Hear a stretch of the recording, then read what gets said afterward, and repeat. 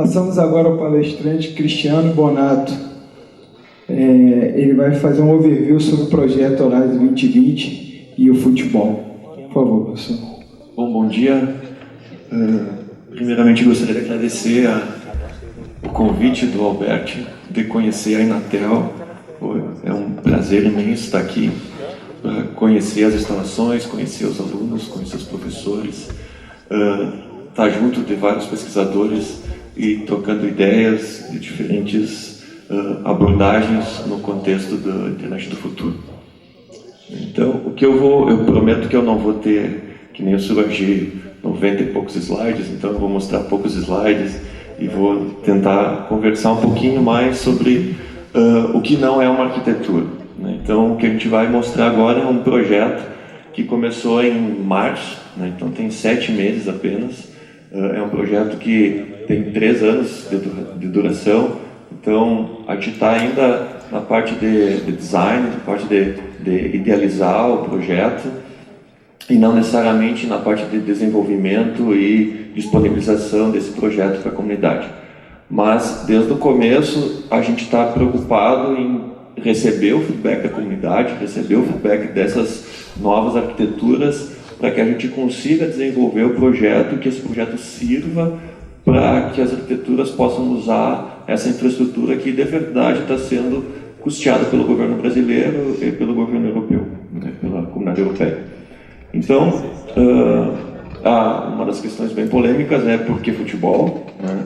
Porque é uma questão cultural, né? Então a gente tentou achar lá um monte de palavras que represente o que é o projeto, mas de fato não tem futebol, é porque é uma questão da cultura brasileira e a gente é o nosso maior produto de exportação atualmente. Então, aqui no Brasil a gente tem 5 participantes, né? Então a coordenação desse projeto é pela URGS, a gente tem a UFMG, a Federal de Vitória, a Unicamp, a Federal do Ceará e a Digitel como empresa brasileira genuína e a Intel como empresa multinacional, porque ela faz o contraponto na parte da Europa também tem a Intel alemã. As instituições alemãs, quem coordena o projeto na Europa e o projeto como um todo é Trinity College, com o professor Luiz da Silva. Também a participação de Bristol, a participação de VTT e o Instituto de Tecnologia de Aveiro. Okay. Então, esse é basicamente o consórcio, e a gente está trabalhando nesse projeto porque a gente ganhou a 3ª chamada, né, que começou, foi projetado em 2014 e a gente começou em março de 2016. A iniciativa desses projetos são extremamente importantes para a gente conseguir ter uma infraestrutura experimental para que a gente consiga testar diferentes soluções que são projetadas, por exemplo, novas arquiteturas. Então, por exemplo, o Alberto falou, eu preciso testar o Nova Gênese de forma com escala. Eu não tenho como testar a minha arquitetura com escala. Então, como é que a gente consegue prover um ambiente experimental para esse problema que o Alberto levantou? Então, o governo brasileiro, não estou fazendo propaganda do governo brasileiro, mas o governo brasileiro, há algum tempo, já está fazendo essa iniciativa com outras chamadas. Então, tem o Fibre, que já está implantado, já tem a disponibilidade de prover essa infraestrutura para qualquer um que tiver interesse. Então, o futebol é da 3ª chamada e também está provendo uma infraestrutura similar, né? Diferente, mas com a mesma ideologia. Na 3ª chamada tinha uma das chamadas era para testes experimentais e a outra era para cloud. Semana passada, em Bratislava, saiu a divulgação da 4ª chamada. E há 2 semanas atrás, essa mesma divulgação foi feita aqui no Brasil, em Brasília. Então, há uma continuidade dessas chamadas para desenvolvimento de não somente infraestrutura, mas também em pesquisa que envolvem Brasil e Europa. Então, só tentando contextualizar, o futebol faz parte iniciativa que vem de longa data entre Brasil e Europa. Okay? Então, espero que não tenha desculpas como antigamente tinha, eu não posso testar o meu TCC, o meu trabalho de mestrado, o meu doutorado em grande escala ou qualquer situação porque eu não tenho infraestrutura. Então a gente está tentando fazer com que isso mude e que a gente consiga prover infraestruturas para diferentes trabalhos, diferentes pesquisas. Então, falando um pouco do futebol agora, um dos principais pontos de vista do nosso consórcio é qual é o futuro, o que a gente precisa como demanda, independente se for 5G ou não, o que se projeta como demanda. Daí a gente tem lá os requisitos que a gente quer para 2020, né? Então, aumentar a taxa, que o senhor falou, em 3 ordens de grandeza, diminuir a latência em 1 ordem de grandeza. Então, os requisitos lá para o futuro da internet para 2020 são bem restritos, né? Então, a gente precisa alcançar esses requisitos e são bem desafiadores, né? Eles jogam lá em cima e vão ver o que a comunidade consegue, e a indústria consegue alcançar com esses requisitos. E no nosso ponto de vista, para a gente conseguir chegar nesses requisitos, prover tecnologia para conseguir alcançar esses requisitos, a gente precisa trabalhar com 2 tecnologias convergentes. Então, nosso ponto de vista, com algumas exceções, eu acho que a Inatel é um bom exemplo de uma exceção. Existem exceções, a gente pode nomear, mas não é uma prática comum de se desenvolver tecnologia de forma integrada, utilizando wireless e utilizando ótica. E a gente visualiza que para a gente conseguir alcançar os requisitos das redes para 2020 e mais adiante, para a gente conseguir prover uma internet do futuro, a gente precisa trabalhar de forma convergente, né? Então a gente precisa botar o engenheiro de desenvolvimento óptico trabalhando com o engenheiro que trabalha com wireless.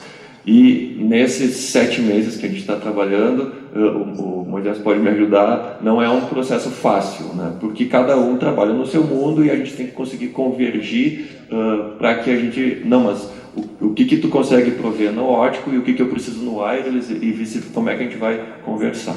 Então, de uma forma geral, quando a gente começou a escrever o projeto, há 2 anos atrás, a ideologia do projeto a gente precisa trabalhar com uma convergência entre wireless e óptico, porque é aí que a gente vai conseguir prover um passo além do que já existe hoje. Okay? Então é um projeto um pouco ambicioso, bastante ambicioso, e para que isso aconteça, para que a gente consiga prover essa convergência, para que a gente consiga prover um ambiente experimental para que nós possamos usar e para que vocês possam usar também, a gente tem que trabalhar com um framework de controle, como um testbed normal, né? Então, a gente tem essa ideia de prover um framework de controle. A ideia não é nós desenvolvermos o nosso framework de controle do zero, e sim usar o que já existe, mas a ideia é trabalhar nessa convergência, nessa ideia de integração das tecnologias wireless e óptico. Então, essa é a ideia global do nosso projeto. A gente vai estar nos próximos 2 anos e meio trabalhando nisso. Então, eu elenquei alguns objetivos, eu não vou colocar todos os objetivos do projeto aqui, por uma questão de tempo, mas eu coloquei 3 objetivos principais que eu acho que se adequam muito bem a essa nossa discussão dos 2 dias de hoje e amanhã. Então, a primeira ideia é desenvolver facilidades que incorporam Brasil e Europa, onde eu consigo fazer experimentos externos, né? Então, o Fibre já provê isso de uma forma geral, mas o que a gente quer fazer é aumentar essa possibilidade com as tecnologias convergentes wireless ópticos. Então eu quero lá em Porto Alegre conseguir alocar recursos para testar a minha tecnologia em outros lugares de forma externa. Que aí sempre tentando fazer a integração wireless óptico. Eu preciso trabalhar com um framework de controle para fazer essa integração, e daí já nesses 7 primeiros, a gente propôs lá no projeto que no primeiro ano a gente estaria integrado com o FHIR e o FHIR. Então, o FHIR é o consórcio, o que tem na Europa de ambientes experimentais, e aqui no Brasil é o FHIR. Então, por exemplo, lá na URGS a gente já está federado e a gente já faz parte do FHIR como já é membro do consórcio.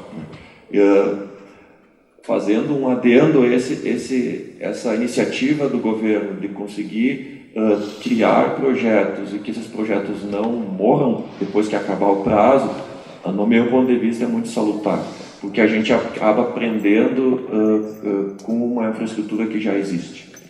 Então, eu fico imaginando quanto de dificuldade a gente teria a mais se simplesmente o FHIR tivesse acabado.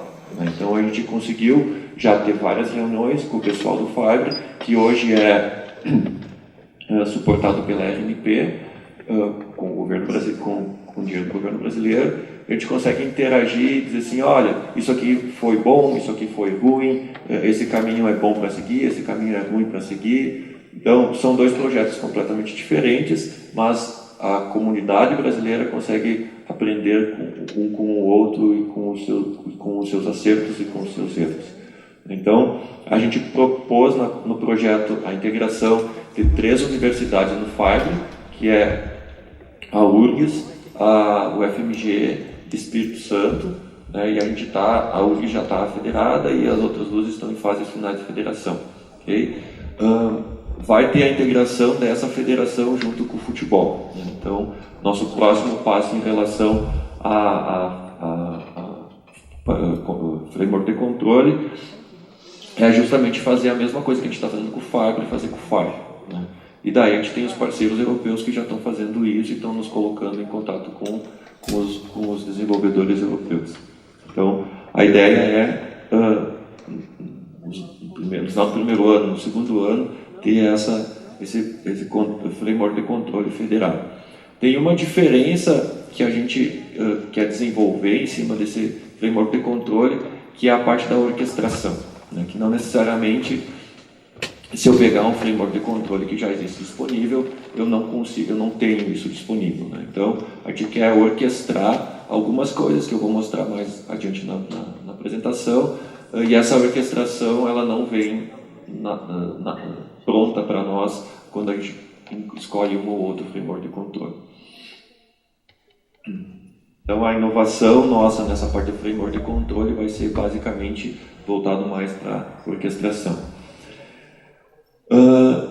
Além disso, o projeto se propõe a trabalhar de forma integrada com a indústria. Então, o que a gente conseguir aprender nessa integração entre as tecnologias óticas e o wireless, a gente quer compartilhar e aprender junto com a indústria. Nesse primeiro período, a gente está contando com os nossos parceiros originais do projeto, mas vai ter outras etapas onde a gente vai fazer chamadas para participação e a gente vai convidar empresas para participar como consultoras. Então, a integração do projeto, à medida que a gente está desenvolvendo, vai ser gradual em relação a parcerias com a indústria e com a pesquisa. Okay? A gente já está fazendo isso para projetar o nosso ambiente experimental, né? Mas devemos fazer isso de uma forma mais intensa à medida que a gente tiver definido os principais critérios. Então, a visão global da nossa estrutura a gente definiu 3 casos de uso. Né? Então, eu vou me deter hoje um pouco no caso de uso de IoT, que é considerar a convergência ótico-wireless em relação a baixas taxas de dados, né, que é o bem à direita, e também vou comentar algumas coisas em relação à convergência ótica-wireless em relação a backhaul, que é como eu faço para... Uma das tendências hoje é trabalhar com redes centralizadas, para que o processamento seja feito aonde o processamento está, numa nuvem. Vou mostrar para vocês como é que a gente vê essas questões. E o que eu vou mostrar menos hoje, por uma questão de tempo, é a convergência óptico-wireless, considerando broadband, né? Então, existe uma necessidade de fazer com que o espectro seja alocado dinamicamente, e como a gente tem parceiros europeus que trabalham bastante com isso, a gente também tem uma proposta nesse sentido. Esse ponto eu vou abordar bem pouco hoje, mas se vocês tiverem interesse, vocês podem me perguntar depois ou até no café durante os 2 dias. Então, baseado nesses 3 casos de uso, esses 3 casos de uso é o que a gente está modelando agora. A gente tem que entregar um documento onde vai definir exatamente quais são os casos de uso, quais são as nossas promessas e o que a gente vai realmente fazer agora em novembro. Então, a gente está discutindo já há 4 meses sobre esses casos de uso, e para nós conseguirmos rodar esses casos de uso, a gente tem que ter um framework de controle. Então, a gente vai estar estudando quais frameworks de controle a gente vai usar. A gente vai seguir o padrão, não vai inventar muito em relação a essa questão do framework de controle. E baseado nisso, a gente pode considerar diferentes tecnologias para desenvolver esses casos de uso, né? Esses casos de uso que a gente está propondo são os que a gente vai desenvolver para nós mostrar que o nosso ambiente experimental funciona e está ok. Não significa que outros pesquisadores não possam utilizar essa infraestrutura para seus casos de uso, né? Então, nós somos os desenvolvedores do futebol, a gente se beneficia do futebol, então em alguns momentos a gente se vê como desenvolvedores, em alguns momentos a gente se vê como usuários, né? E a gente quer que a comunidade também utilize.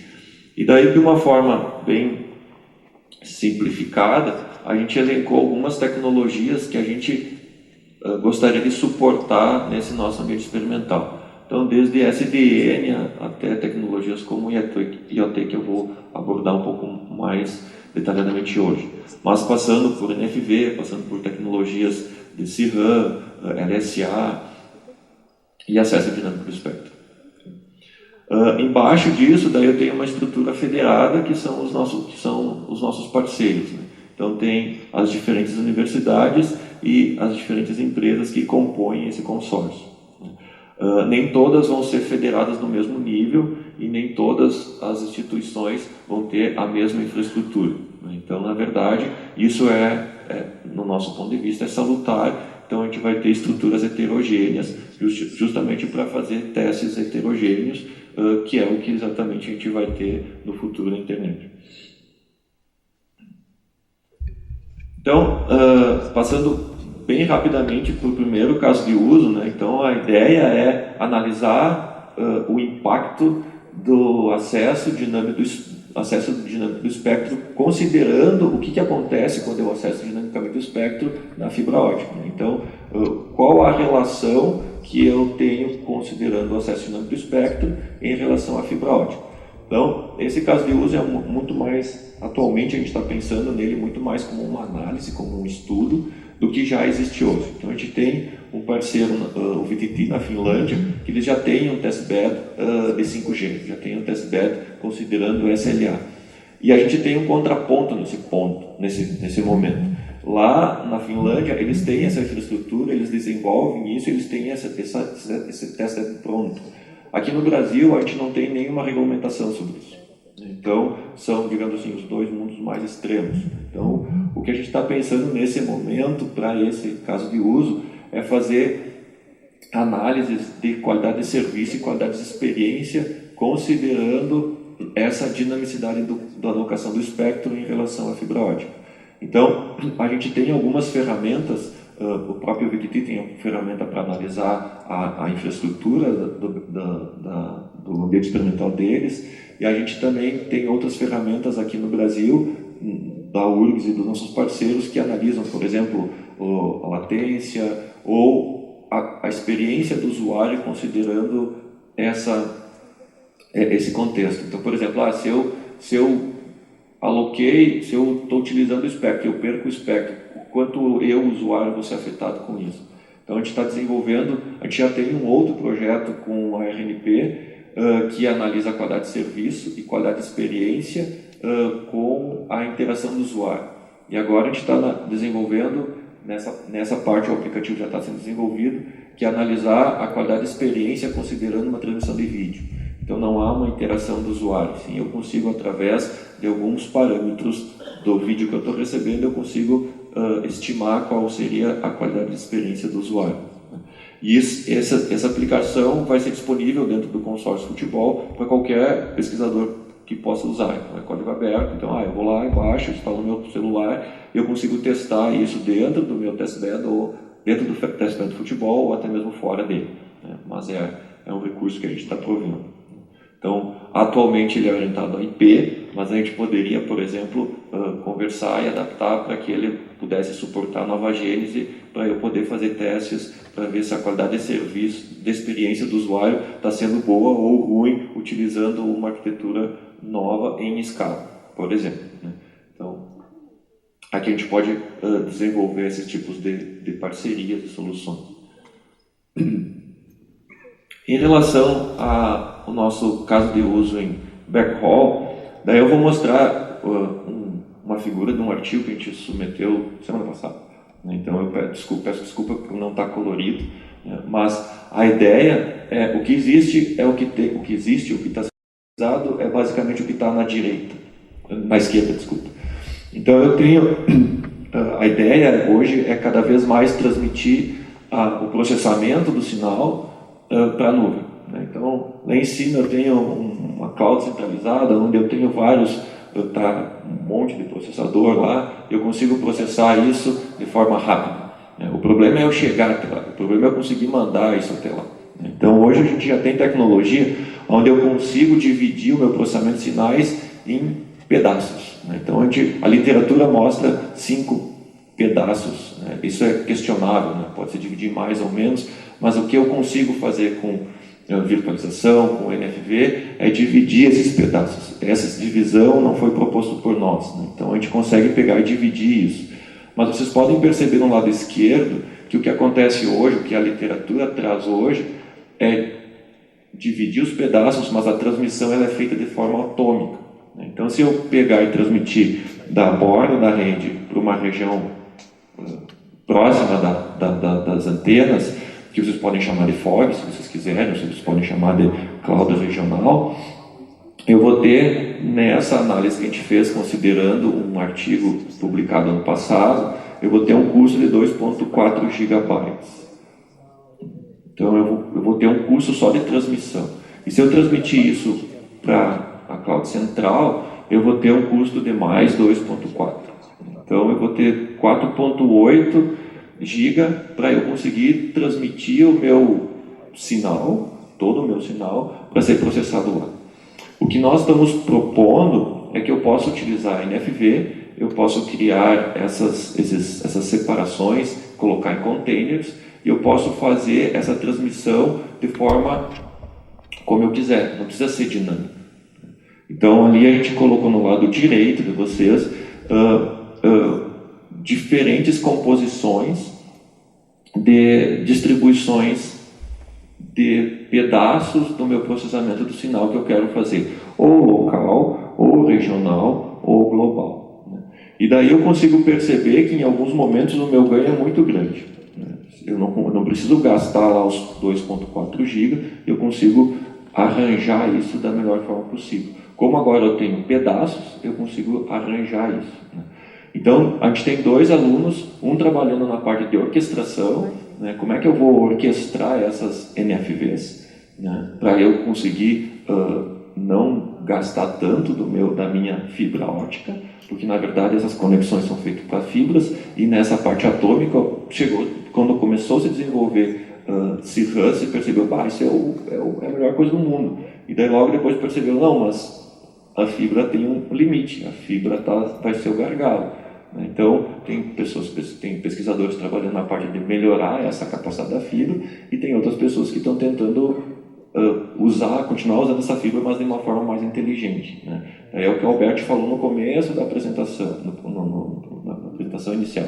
A gente consegue transformar o que era hardware há 10 anos atrás, 15 anos atrás, em software, colocar esses softwares em containers e transmitir. Então, essa é a ideia. A gente tem um aluno de doutorado hoje que está na Irlanda e o trabalho dele daí justamente é como dividir, como empacotar isso numa NFV. Então, a gente acredita que daqui a um tempo a gente vai conseguir ter empacotado e ter orquestrado essas informações. Esse aluno, como o governo cortou as bolsas, ele foi com uma bolsa europeia. Então, ele está trabalhando num outro projeto que se chama Wishful, mas ele é futebol. Ele só está fora do futebol. E aqui é só uma ideia, mostra a mesma, é uma outra visão da mesma ideia. Né? Então, eu tenho central de dados. Né? Então eu consigo processar isso não mais só na antena do lado direito, mas eu consigo processar no lado esquerdo, e eu tenho que fazer essa transmissão. Para fazer essa transmissão eu posso quebrar em diferentes pedaços o meu processamento sinal, colocar no container e enviar da melhor forma possível. E o que eu vou comentar com vocês nos 5 minutos que me restam é sobre a parte de IoT. Então, eu esperava que eu ia ter mais tempo, né, na parte de IoT, mas eu vou tentar comentar tudo o que eu preciso falar em relação a IoT. Então, a IoT é o nosso terceiro caso de uso dentro do futebol. Né? Lembrando que a gente propôs esses 3 casos de uso, não significa que vocês não possam utilizar essa infraestrutura quando ela estiver disponível para outras situações. Né? Então, a gente tem como objetivo criar um ambiente flexível para utilizar soluções em IoT, considerando as redes wireless IoT. Né? Suportar diferentes aplicações, né? Então, desde o nível de aplicação até o nível mais físico, eu posso trabalhar com soluções, né? Porque hoje em dia muito é software, mas eu também tenho que ter a minha infraestrutura de hardware que seja reprogramável remotamente para que a gente consiga usar isso. As aplicações podem ser das mais diversas possíveis, ali eu citei algumas, né? A gente está focando num primeiro momento em cidades inteligentes, mas só para definir um contexto, né? A gente pode trabalhar com outros escopos. E sim, considerando sempre um cenário heterogêneo. Então a ideia é considerar a heterogeneidade dos dispositivos e das soluções. E também considerando como é que vai ser o gerenciamento dessas soluções de IoT. Então, as novidades que a gente está tentando, daí eu oscilo muito a minha apresentação, em algum momento eu falo com o chapéu de pesquisador e provedor de infraestrutura, a outra eu troco o chapéu e falo com o chapéu de pesquisador usuário do testbed. Então, algumas coisas que a gente gostaria de trabalhar ou pretende trabalhar nesse contexto que cada vez mais a gente está vendo falar em operadoras virtuais, né? E uma das tendências a gente acredita que é surgirem operadoras de redes virtuais para IoT. Não, do nosso ponto de vista, não faz muito sentido eu ter uma operadora virtual que vá prover taxas enormes para vídeos 4K e na mesma operadora prover um serviço para kbps. Né? Então, como agora eu consigo fazer virtualização, eu posso prover uma operadora somente para esses serviços que não requerem grandes taxas de transmissão, mas que sim tenham outros requisitos. E a gente está vendo, na Europa está se discutindo muito essa questão de qual protocolo que vai ser utilizado em IoT para redes celulares. Né? Então, um dos pontos de vista que a gente está, eu pelo menos acredito, é que além de tudo que está se falando de IoT, uma das coisas que realmente vai fazer com o IoT alavanque mais do que já está, é a inserção de IoT dentro das redes celulares. Né? Então, tem alguns protocolos que estão sendo discutidos, e o que a gente está fazendo hoje é pegar o protocolo, implementar ele e testar para ver como é que funciona. Já mostro sobre isso. Né? Dentro de uma rede, de uma operadora virtual. Né? Outras questões, eu vou passar mais rápido, mas conectividade, utilizando SDN, fazendo o gerenciamento disso, utilizando a cloud como um recurso para IoT. Então, como é que eu vou conseguir processar as informações, como é que eu vou mandar essas informações para lá. Quando eu tenho muito poucos dados que são transmitidos, mas esses poucos dados juntos eles se tornam muitos, né? O que é melhor? É melhor eu puxar para cá uma fog e processar as coisas localmente ou mandar tudo para lá. Então, tudo isso são questões que a gente está analisando.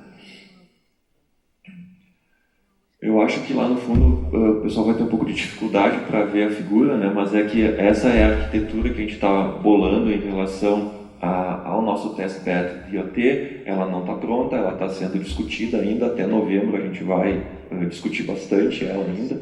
Mas a ideia de cima para baixo então eu tenho uma aplicação de usuário, que nesse caso a gente está mostrando com uma cidade inteligente. Então eu tenho lá sensores que eu estou usando. Estou recebendo o serviço desses sensores.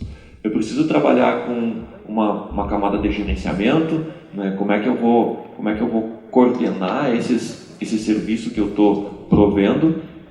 Então a gente tem algumas ferramentas já do nosso domínio que a gente utiliza para fazer esse gerenciamento. Eu preciso de um controle do meu experimento, né? Então agora de novo eu com o chapéu do testbed, eu preciso que 1, 2, 3, 4 usuários utilizem esse experimento e consigam alocar os recursos. E eu tenho uma camada de abstração, né? Então ali essa camada para mim é bem interessante. Aí vocês conseguem perceber que eu tenho lá tudo virtualizado, né? Então eu não tenho dispositivos, mas eu tenho a representação desses dispositivos de forma virtualizada. E o que é interessante é que essas virtualizações elas estão na borda, estão no meio e estão no núcleo. E aonde eu vou colocar essa máquina virtual, ela vai de acordo com o meu negócio, né? Então a nossa ideia é justamente trabalhar, daí troquei de chapéu, pesquisador, pensar, mas onde é que eu vou colocar essas máquinas virtuais? Se eu vou colocar mais no core da rede ou se eu vou colocar mais na borda da rede, quando que eu posso colocar, por exemplo, o Albert está fazendo um experimento nessa semana e ele está fazendo na minha ilha lá, na nossa ilha lá da URGS, então eu boto a FOG para lá, porque isso vai fazer com que eu economize fibra ótica na transmissão dos dados que ele está coletando, mas tem um contraponto, eu vou gastar para botar a máquina virtual lá. Então, qual é a relação entre eu mover a máquina virtual e eu não transmitir todos os dados, né? Então, isso é uma análise que a gente está pensando em fazer num primeiro momento. E na parte inferior, eu tenho lá as infraestruturas físicas da minha rede e dos meus dispositivos, né, conectados com uma fibra ótica. E embaixo tem os testbeds, né, que no caso aqui eu coloquei o FMG, Bristol e URGS, né, não são só essas, eu só coloquei por causa da figura. Então aqui eu vou passar bem rápido porque meu tempo acabou, mas eu tento comentar cada uma das camadas que eu mostrei na figura anterior, né. Então na camada de aplicação eu vou ter diferentes serviços, né, prédios inteligentes, casas inteligentes. Na camada de gerenciamento, um dos grandes problemas de IoT é que é a heterogeneidade dos dispositivos, um não conversa com o outro. Então, esse trabalho, o MBDSAS, é um trabalho de um aluno de mestrado lá da URGS, já há algum tempo, e ele se propôs a fazer um módulo que tu consegue encaixar scripts para cada uma das tecnologias, e esses scripts são gerenciados. Esse trabalho é da URGS e o outro trabalho é da UFMG, que tem mais ou menos o mesmo propósito, né? Então, a ideia nossa é tornar o MDB-SAS virtual. Então, eu consigo colocar ele virtualmente, eu consigo colocar essa solução para receber diferentes tecnologias de acordo com a minha necessidade. Pensando longe, eu poderia fazer com que o MD-SAS fosse uma máquina virtual e eu colocasse no meu celular para eu conseguir gerenciar os diferentes sensores que eu vou ter daqui a um tempo, coletando as informações vitais do meu corpo. A parte de controle, como eu comentei, a gente não pretende fazer grandes inovações, a gente pretende usar o que já existe. Nessa parte de controle, a gente está pensando em termos de pesquisa, a parte de orquestração, e todo o resto a gente vai utilizar o que já existe disponível na comunidade. A camada de abstração também, né? Então algumas soluções que já existem de plataforma de cloud, plataformas de virtualização, a gente não pretende trabalhar nesse contexto, a não ser com o nosso aluno de doutorado que está trabalhando nessa parte de conseguir criar os containers para diferentes tipos de VMs. E a infraestrutura física que a gente estava começando a comprar, daí com a RNP deu uma parada, a gente está esperando para a RNP liberar para a gente começar a retomar a compra dos equipamentos. Aqui é um exemplo que a gente está trabalhando, que é justamente esse aluno de doutorado que está em Trinity. Ele tem um SRP, não é só um, né? Ele tem vários SRPs, mas o que ele está fazendo no SRP, ele está criando, por exemplo, uma máquina virtual que controla aqueles sensores. Então, mas na mesma SRP, ele tem uma outra máquina virtual que controla outro serviço. Então, na verdade, ele tem um equipamento como se nós tivéssemos a nossa máquina virtual convencional, eu tivesse lá Linux e Windows, e eu consigo prover um serviço para outro. Isso para um ambiente celular, isso para um ambiente sem fio. Então, nesse contexto, nesse momento, não tem o wireless ainda na jogada, mas futuramente eu posso considerar, a gente vai considerar. Nesse trabalho que ele está fazendo, ele está implementando o protocolo LoRa para ver essa questão do IoT em redes celulares. Na parte de testbed, então, a gente vai usar os padrões, a gente está já definido que a gente vai usar SFA e OMF, então são as ferramentas que a gente aprendeu com o Fibre e vai usar, apesar do Fibre estar na versão, ano que vem na versão 2, a gente vai acompanhar eles e vai implementar as ferramentas que existem. Existe uma divergência, uma heterogeneidade também nos parceiros, alguns parceiros não usam OMF, outros usam, mas o importante para nosso contexto é utilizar o padrão SFA. E aqui é só uma visão que a gente está tentando seguir a arquitetura SDN, né? Então desde a parte de infraestrutura física, a parte de forward, a parte de controle, a parte de aplicações e a parte de gerenciamento. Então, na nossa visão, a gente segue essa estrutura tranquilamente. Tudo que eu estou falando não é eu que estou fazendo de forma alguma, né? Quem faz o projeto funcionar é todo o consórcio e eu estou mostrando quem faz parte do consórcio lá da URGS, né? Então, o nosso grupo ele é de 11 pessoas, 11 estudantes. Aqui eu estou mostrando a gente tem um pós-doc, 2 doutorandos, 4 mestrandos e 3 ICs. Né? É completamente diferente do que acontece na Europa. Então, a gente é um grupo de informação, a gente sofre com isso, tem suas vantagens, tem suas desvantagens, a gente pode conversar no café. E era isso. Obrigado, desculpa ter passado um pouquinho. Obrigado.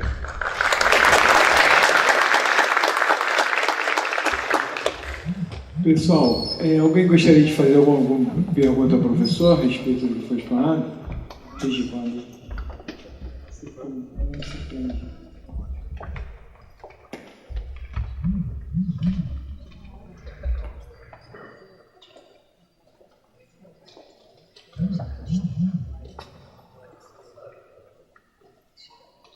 Primeiro, parabéns, professor Cristiano. Meu nome é Regivan, sou aluno de mestrado aqui do Inatel.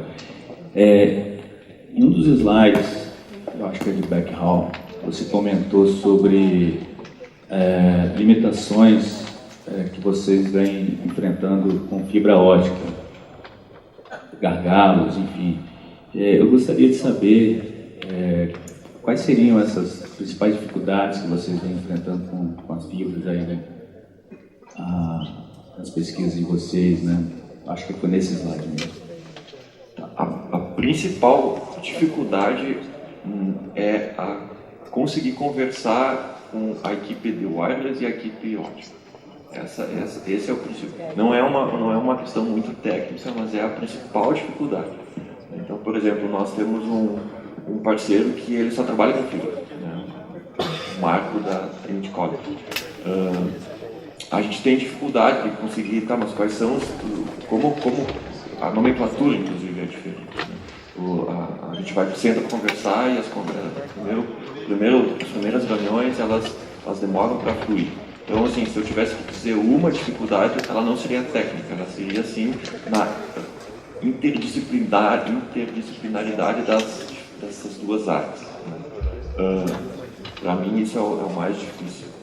As outras questões mais técnicas é conseguir fazer, daí, no caso de C-RAN, que nesse trabalho que a gente está considerando C-RAN, eu pego o processamento de sinal e eu jogo para a fibra, tem todas as questões de conseguir fazer esse envio do sinal analógico para a fibra. Então, esse é um problema técnico, mas que eles dominam, e a gente consegue dominar isso, a gente só tem que fazer essa integração. Então, tem umas questões particulares, mas daí particulares do projeto, que a gente tem que fazer essa ligação. Legal. Desculpa, Jorge e professor, é que eu faço parte do laboratório UOCA do professor Osmar, e a gente justamente integra e converge os sistemas óptico e wireless. E talvez o professor e o nosso laboratório possa ajudar em alguma questão. Então, fica disponível. Muito obrigado. E vocês são exceções, né? Essa integração não é qualquer lugar que tem. É super salutar. Parabéns. Vamos só mais uma pergunta aqui. Lembrando a todos que no final do dia nós vamos ter um painel e aí nós vamos ter um tempo mais apropriado para perguntas, onde nós estaremos fazendo um apanhado de todos os palestrantes e de todos os assuntos que foram abordados. Por gentileza. Cristiano, legal. É justamente esse um pouco o slide que eu queria... Você falou em containers em algum momento.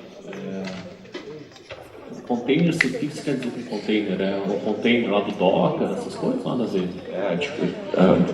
A gente não chegou nesse ponto ainda. Esse trabalho é o primeiro trabalho que a gente fez de forma analítica. Mas o próximo passo agora é pegar cada uma dessas caixas e colocar num container. Então, a minha pergunta é por que essa opção por container? Qual que é o racional por trás disso? Eu poderia colocar simplesmente cada uma dessas caixinhas numa máquina virtual que a gente está analisando. Não bater o martelo? Não. É uma questão mais particular. Eu acho que é mais interessante usar containers do que uma única máquina virtual para cada uma dessas caixinhas. Mas isso é o nosso próximo passo. A gente submeteu esse trabalho semana passada, super teórico, super analítico. A ideia tem dois próximos passos. O próximo passo é agora, é um trabalho de mestrado. No próximo ano é ele conseguir tornar isso experimental. E o terceiro passo, que eu acho mais desafiador ainda, é fazer a integração disso com a parte ótica. Nesse momento não tem nada de integração, a gente só está analisando a parte wireless. Tá. Eu tenho, acho, mais perguntas, mas a gente pode conversar no caso. Claro. Obrigado. Eu agradeço. Professor, então, muito obrigado pela sua palestra.